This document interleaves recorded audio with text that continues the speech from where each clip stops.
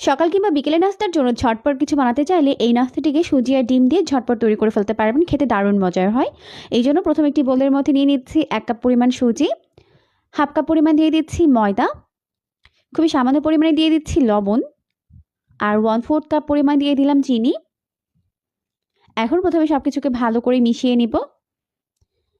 এরপর এর মধ্যে দিয়ে দিলাম 2 টেবিল চামচ পরিমাণ গুঁড়া দুধ আর 1 টেবিল চামচ পরিমাণ ইস্ট দিয়ে সবকিছুকে ভালো করে মিশিয়ে এর মধ্যে এখন দিয়ে দিচ্ছি কুসুম গরম পানি। তো কুসুম গরম পানি আমি এখানে 1.5 কাপ পরিমাণ প্রথমে দিয়ে দিয়েছি। দিয়ে এখন এটাকে ব্লেন্ডার জারে নিয়ে ভালো করে ব্লেন্ড করে নিতে হবে।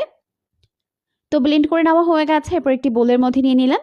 এরপর এর মধ্যে একটি ডিম দিয়ে দিয়েছি। দিয়ে আবারও হ্যান্ড হুইক্সের সাহায্যে এটাকে ভালো করে মিশিয়ে নিতে হবে। এরপর আমি এর মধ্যে বাকি হাফ কাপ দিয়ে দিচ্ছি পানি কুসুম গরম। আর এখানে আমরা টোটালি প্রায় 2 কাপ পরিমাণ পানি ব্যবহার করেছি। এখন আমাদের নাস্তার জন্য ব্যাটার একদম রেডি হয়ে গেছে। এখান থেকে অল্প একটু ব্যাটার নিয়ে এখন আমি নাস্তাগুলোকে তৈরি করব। তাই চুলায় একটি প্যান বসিয়ে প্যানটিকে ভালো করে টিস্যুর সাহায্যে মুছে নিলাম। এরপর এর মধ্যে ব্যাটার দিয়ে দিলাম। এটাকে ঢেকে দেওয়ার কোনো প্রয়োজন নেই। প্রায় 1 মিনিটের মধ্যে কিন্তু একটি নাস্তা তৈরি হয়ে গেল। দেখতেই পাচ্ছেন কত বেশি ইয়ামি হয়েছে লুকটা। খেতেও কিন্তু হয় দারুণ মজার। আশা করছি রেসিপিটি আপনাদের কাছে ভালো লেগেছে। ভালো লাগলে অবশ্যই বাসায় ট্রাই করবেন। পরবর্তী ভিডিও দেখার আমন্ত্রণ জানিয়ে বিদায় নিচ্ছি। আল্লাহ হাফেজ।